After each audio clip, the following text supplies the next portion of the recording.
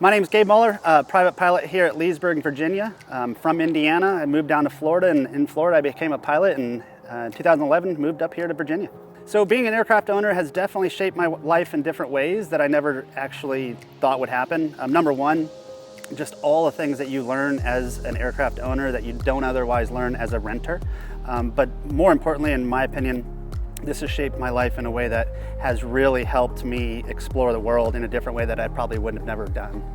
So AOPA has been instrumental in cultivating my passion for flying in a variety of ways. Number one, they've been incredibly supportive with Smokehouse Pilots being speakers multiple times. Secondly is all of the content and resources that they provide to the aviation community. It's fantastic.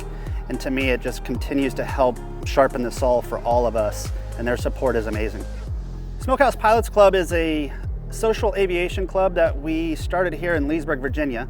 And it was a few years back, and specifically a few of us would go on flyouts and we would come back and we would meet at a place called Smokehouse Live Barbecue. And that's actually how the name originated, Smokehouse Pilots Club. It was because we were doing it at Smokehouse Live. Well, from there, it just continued to grow in a way that really never was anticipated or even planned for.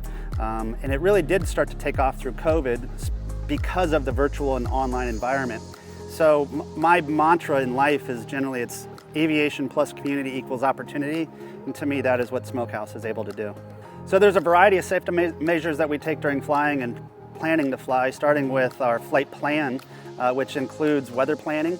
And from there, all the way through the pre-flight. And so I'm a huge fan of a system called ForeFlight, and I use that to plan for my flights and also look at all the weather and all of the available weather that we need to make sure that we look at. From there, getting to the airplane, making sure that it's airworthy, incredibly important for a variety of reasons, obviously, but it's really important to use your checklist to make sure that you've covered everything. So the most memorable flight that I've taken so far is most likely the one that I was able to take back home to Indiana, specifically to Kentland, Indiana, and land on a small strip by our farm. And that was a goal of mine when I became a pilot, and I was finally able to do that and fly back to Indiana for that. And so to me, that's most likely the most memorable flight that I've taken so far. So there are a lot of unique challenges that you have being a pilot here in the area, specifically Washington, D.C. and the Leesburg area. And to me, that would start with the airspace.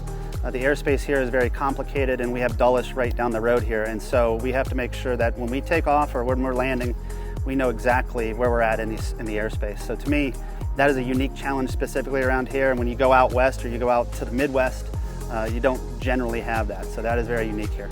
So the advice that I would give someone that is wanting to pursue becoming a pilot would be never give up. And that is specifically because I know for a fact there were times when I wanted to give up, and it was because my landings weren't happening that day, or I couldn't do a steep turn right. And my instructor continued to say to me, never give up, don't give up, continue this forward and think the long game.